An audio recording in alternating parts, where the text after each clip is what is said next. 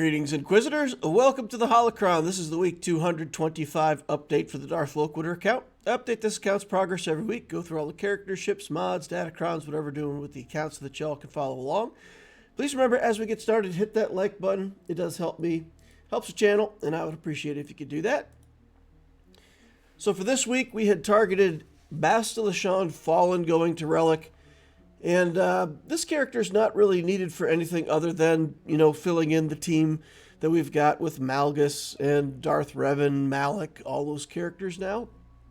So we've got a bunch of them parked at Relic 1, so we'll also park Bastila Fallen at Relic 1. With our materials that we've got for the week, we did get a few signal data, so we'll take Enoch up to Relic 6, inching him closer to his finished state for the Galactic Legend Ahsoka journey.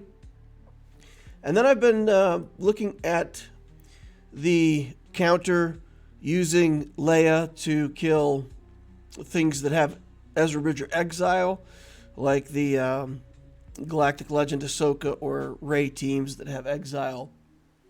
And it looks like I'm going to need a couple Zetas on Drogan to help me get that done effectively. So here we're putting the Zeta on as basic, so that does 50% more damage and get some more effects. And then we'll put this Zeta on as well so that we can have stratagem. And then maybe we can truly get in and kill some of these Galactic Legend Ahsoka teams when we see them on Defense and Grand Arena. We're also going to give Force Repulse Omicron to Starkiller. We've done some battles with Starkiller versus Rey, and in certain setups I feel like we really need to be able to dispel everybody's buffs, so we're going to go ahead and put that Omicron on, continue to try to make that team better. Mods for the week, I spent most of the effort in mods this week farming up materials to do 6-dot mod slicing. So we do have some purples and golds here that we didn't finish up from last week. And we go ahead and take those all up to 12. So here's the first one. We've got 20 speed on it. And as soon as we take it to 6 dots, it goes to 24. So that's pretty nice. And then I start looking through here, just trying to find like the highest value mods to continue with. And of course, 16 speed on 4 rolls isn't really what we want. We're looking for, high speed on 3 rolls. And this one has a defense main stat, which is not ideal, but getting it up to gold, we got speed, and then we got speed again, so that turns into another 24 speed mod for the week, so we'll certainly take that. There's definitely characters that can use a defense main stat with 24 speed as an off stat. So then I'm going to go into my filter here, and I'm going to look at characters that already have mods placed on them, because we want to see all of these gold 5-dot mods and try to pick some of the better ones that we've got and see if we can take them up to 6 dots. Here we've got one with 3 rolls on 15 speed, so we'll take that up, get 16 speed, roll into 20 speed, we'll take it all the way up to gold, and we continue to miss. So we'll do a couple calibrations here, see if we can make this work, and we don't. We just keep getting it over into protection. So we'll keep that in crit chance, and that mod's gonna end up staying where it's at. Here's another 15 speed on 3 rolls that we can look at. So we'll click on this, and 16 speed on 3 rolls. I really don't want to keep slicing it unless it's got 4 speed rolls on it. That's kind of my rule. I take it to 6-dot blue, and if it's got 4 rolls, I'll continue to try to get the 5th. But with only 3 rolls, the statistical likelihood that I get what I want is pretty low. So here's one with 16 speed. We get 22 speed and then 26 speed on it. So that's a 26 speed. Goes in that category of 25 speed or higher. So very good. This one I clicked on a little too quickly. I was in these 3-roll 5 speed or 15 speed mods. And that one had 15 speed, but it was on 4 rolls. But I did end up finishing that off, so that's okay. Here's another one that we'll try a couple calibrations on, and don't get what we want. So continue to look through here at these 15 speed mods that have 3 rolls. This one will take up. And that's going to run me out of slicing materials for the week. So that's all I could do.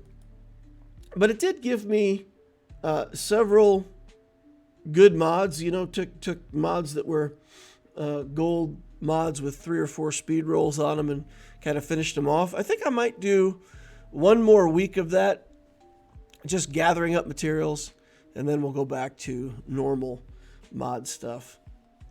For week 225, we're up to 10.87 million galactic power, 214 relics, 186 zetas now, 42 omicrons. We did manage to nudge that mod Q score again to 11.7. We got 165 mods at 20 to 24 speed and 80 of them that are 25 or higher. Grand Arena, we're back in Kyber 2. And for the project, for relics, we'll talk about that here in a minute. I'm going to try to do 2 relics next week. There's the mod chart and the mod analysis score if you for people who like to see those kinds of things.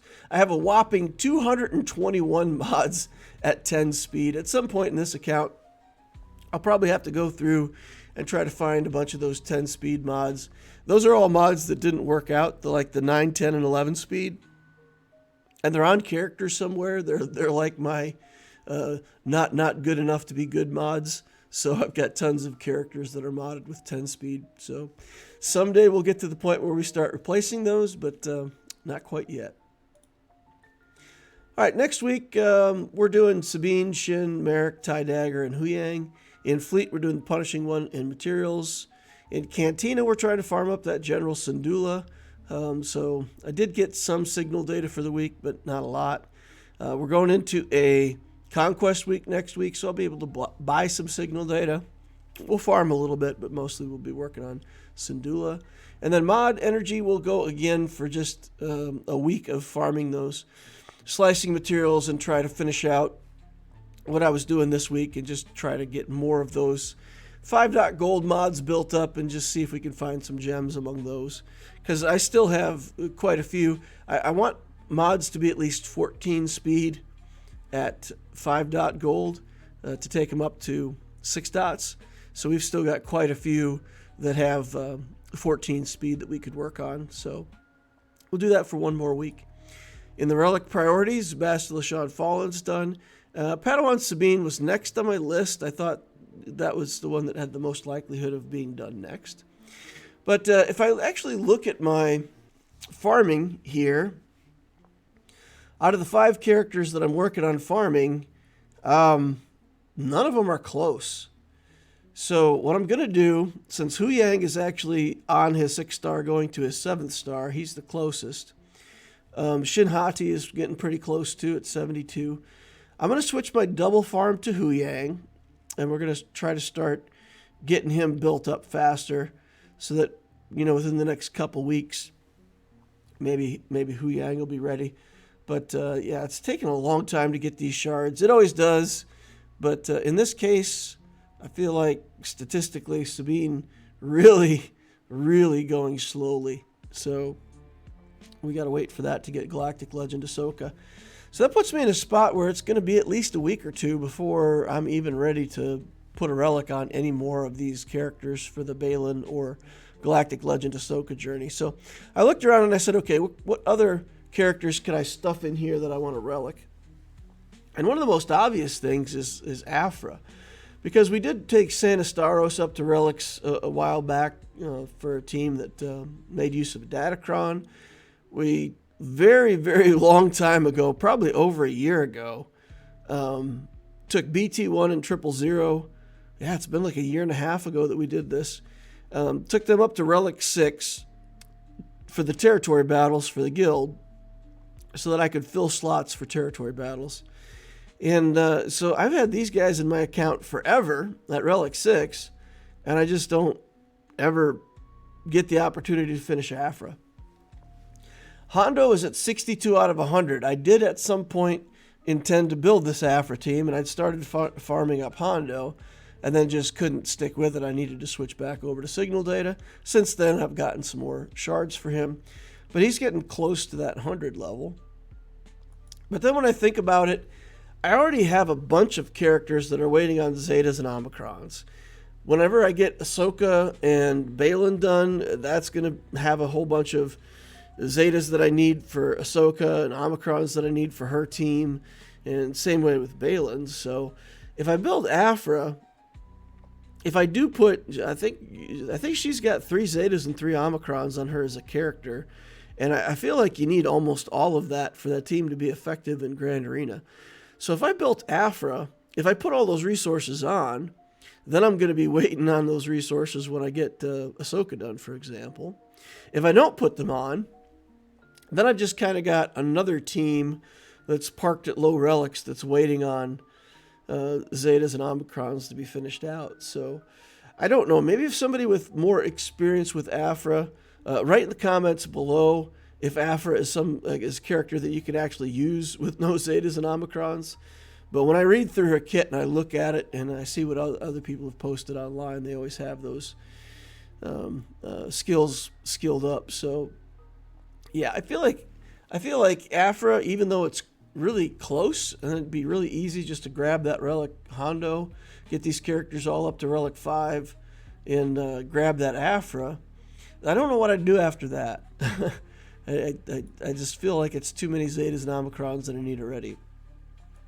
So then what I did, and I looked back and I said, okay, I got a bunch of other characters and I'm playing Grand Arena, and I often think to myself, boy, I'd really like to have these characters at Relic someday.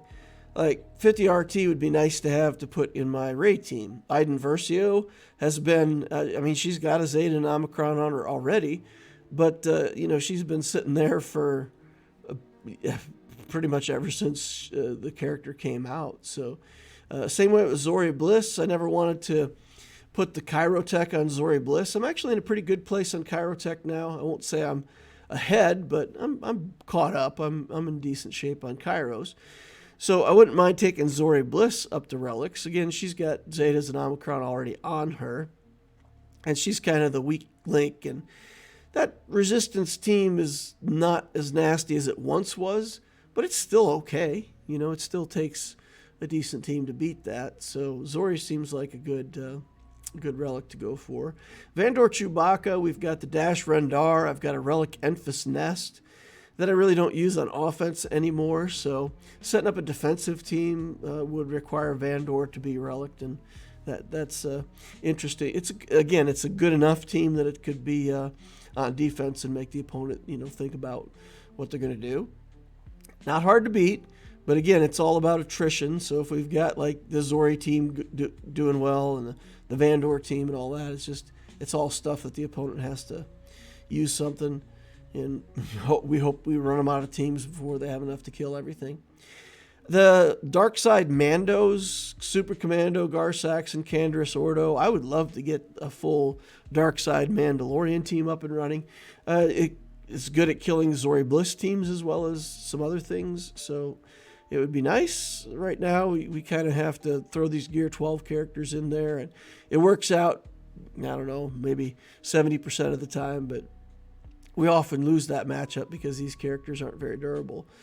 Ranged Trooper, we've given up a bunch of Imperial Remnant for the Beskar Gideon team, and now we've got to give up what Remnant are left for the Enoch team if we want that as a Imperial Remnant team on its own. So my Imperial Trooper team actually is a Trooper low right now, so Ranged Trooper seems like it'd be good. Of course, we could do Magma Trooper. Wouldn't really be in time to enjoy the Datacron, but that could be an option too. So anyway, after looking through all the characters, I decided that I think the easiest is Zori and Ranged Trooper. Ranged Trooper just because I do always want to have that 5-man Trooper squad. Even after all these years, I often find uses for it, even if it's just like cleaning up a Sola Jabba or something like that. There's uses for these troopers. So I think Ranged Trooper is a good target. And then getting that Resistance team up and running fully with Zori, that'll be nice. Comeuppance is a decent ship, and we use that in GAC, so, having a Relic Zori also gets us a better comeuppance. So I think there's reasons to do that. And I could, when I look through the list, I feel like there would be a reason to do all of these things, get Afra or Vandor or any of it. But so that's the choices I've made. We'll hit Zori and Range Trooper. I think I can get them both next week. Or if I don't, then, it'll take a couple weeks. And by then, Hu Yang will be done and we'll get back to the list. At least that's the intention. Sharing my thoughts with you guys. If you have comments, leave them in the comment section down below. I'm always happy to hear what other people think. And I'm influenced by people's opinions. So if you've had really great experience with one of these teams or one of these characters, let me know. And it might influence what I relic next week. All right, thank you all for watching. Appreciate each and every one of you. Please hit that like button on the way out if you didn't hit it on the way in. Subscribe to my channel to see more of my stuff in the future. Notification bell tells you when I'm doing my live streams. You can also join the Discord. The link is in the video description down below. It's a nice place to hang out, pretty safe community. There's an Ask Loquitur channel. You can ask me questions directly, and I'll help you out when I get the opportunity. Thank you all for watching, and we will see you in the next Holocron.